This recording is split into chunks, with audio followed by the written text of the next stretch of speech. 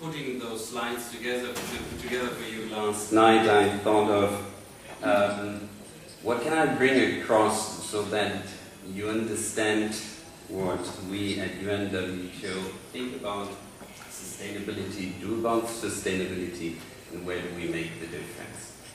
So the following slides are aimed at addressing that and to help to understand some of the acronyms you might come across in the near future, which are part of the processes right now at the international level.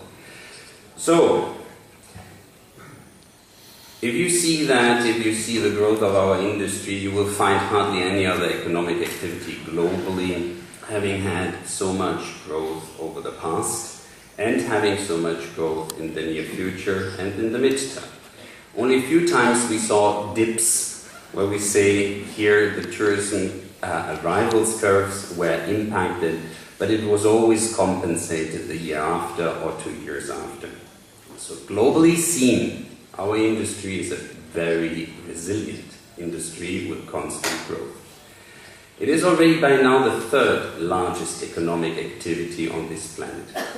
And in very few years it will be the largest economic activity carried out, the predominant economic activity. 1 out of 11 jobs are already today linked with travel and tourism. And we aligned here, or WTTC aligned here with our figures so that we have one common message, something I will come back later on again. One common message for the industry, by the industry, when it comes to international processes. The last point is a point you might have not seen that often, but it is in our world a predominant assessment. It is used, the tourism industry is used as a priority tool for economic development. Meaning that in environments where normally governments would decide what shall I foster here first, tourism is chosen as an initiator of growth and development, whether these are small island development states or areas which are landlocked or have other criteria. You all have heard of our 1 billion tourists we celebrated last year here in Spain. 1,035 million international tourist arrivals were crossed for the very first time in history last year. If you see right now, just back to the 1980s, you will realize that the international tourist arrivals have tripled. And at the same time, the international tourism receipts, that means that the spending of tourists aggregated, have multiplied by 10. Just in those 33 years. We forecast 1.8 billion international arrivals by the year 2030, which is an annual growth of 3.3%, and meaning that we add the data of 43 million international arrivals to the aggregated total sum per year every year. Now we analyze more in depth what is changing, and we see that it is the emerging economies making use of tourism and surpassing developed economies by 2015. What we also see that Asia and Pacific will be the one gaining most of those international arrivals. However, the chart here still shows how important Europe and tourism in Europe is. This chart is critical, and I use it as the initiator for our reflection about sustainability. When I presented you just a second ago the figures, we were speaking, when we put this in correlation to 100 population in the year 2000 of 11 persons globally, 11 international arrivals per 100 population. This is increasing by the year 2030 to 22 international arrivals on global average per 100 population. Now understand the potential when you carefully look at the figures for Europe. In 2030 we will have 114 arrivals to Europe by 100 population. And we will have 89 departures international per 100 population. We are dealing over here still with an industry in its infancy. The dimensions globally in the next 30, 40 years will be enormous. That's why it is so important to address the issues of sustainability correctly today.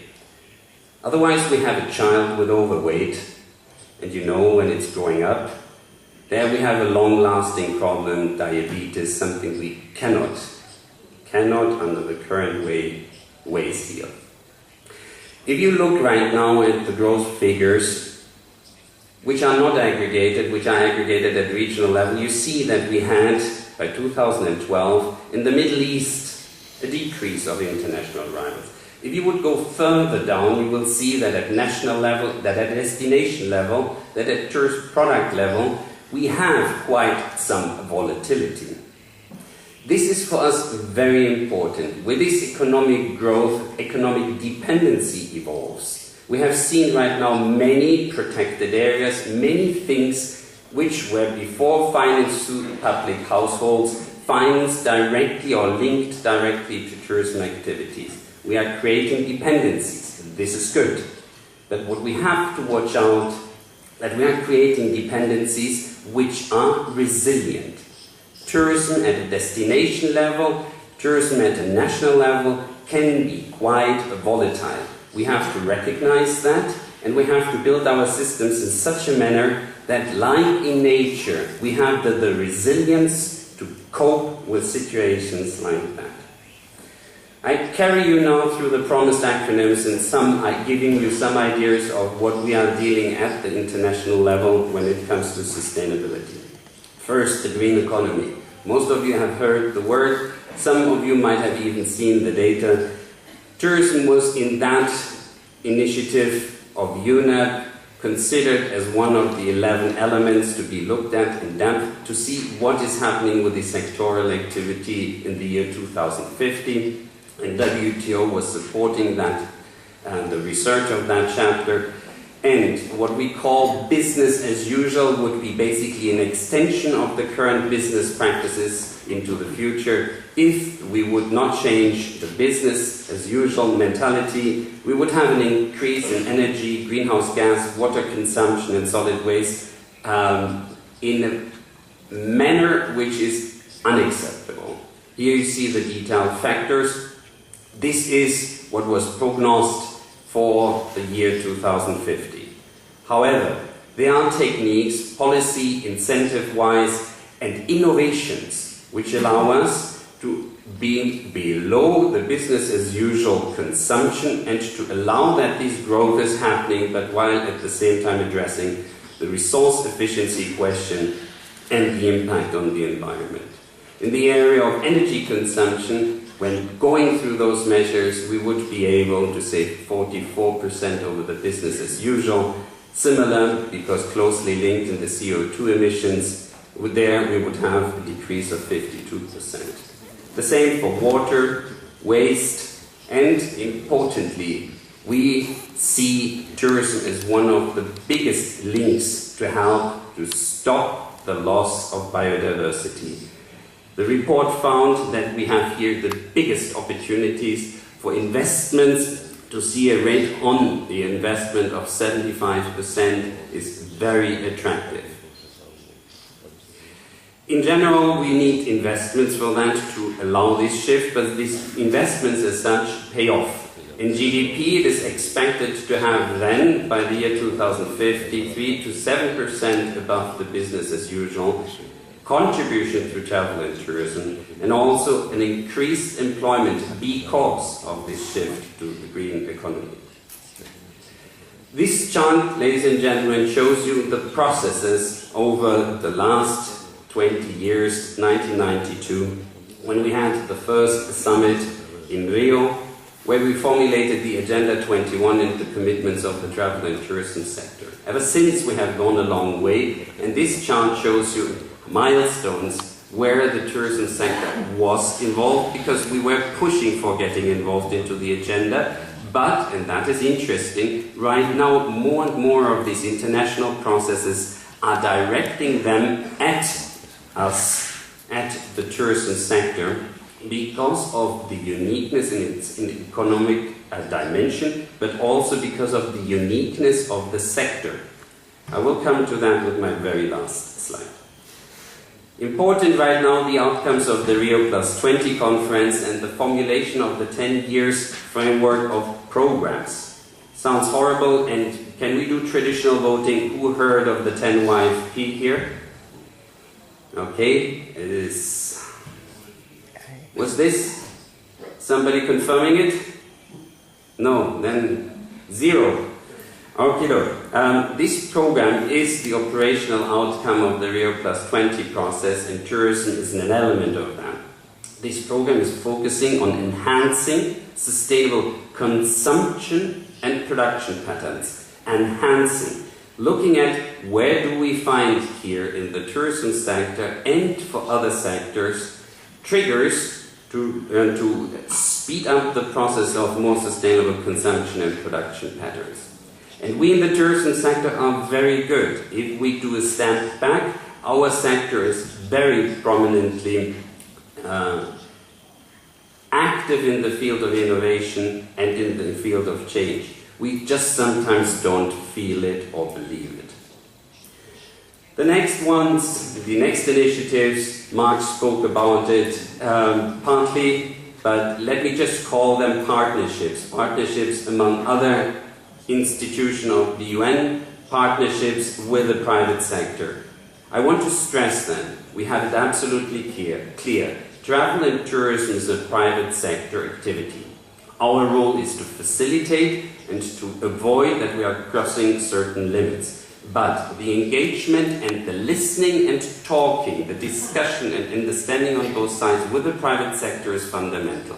And this is why the GPST, the Global Partnership for Sustainable Tourism, is important, where that is facilitated also with the inclusion of UNESCO and UNEP.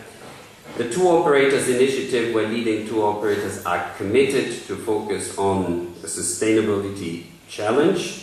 And the GSTC, the Global Sustainable Tourism Criteria, some of you for sure have heard and are considering when it comes to their certification schemes.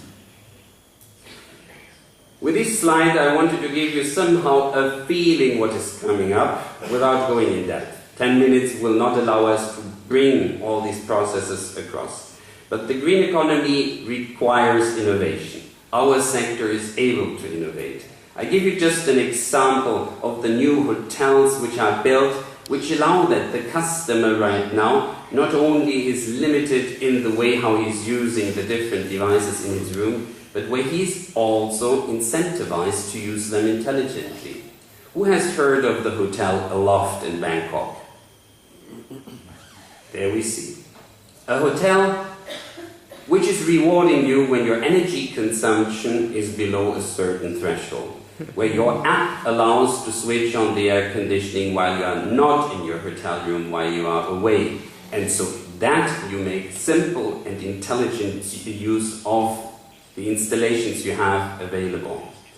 This combination of technology and award, these are the innovations, just an example of the innovations we need to shift to a more green economy. The Global Sustainable Tourism Criteria I just mentioned, the Tourism and Tour Operators Initiative together with the GPST as well. For us, high on the agenda is the Convention of the Parties. That's UN slang. Ever heard of that? This is when states are coming together. You have heard of the Copenhagen UNFCCC meetings, right? When there are, you would be happy as travel agents to manage that one with 20,000 participants, right? Good business. However, who is important over there are the state representatives, and these are taking, those are taking then finally the decisions. We call them Convention of the Parties. The next one, the big one on biological diversification, is coming up next year, and tourism will play there an important role, especially as we are concerned about unresilient linkages between protected areas and tourism activities. UNFCCC just mentioned climate change, IP West, the link to ecosystem services and tourism. Convention of migratory species, I bored you to hell, I know already.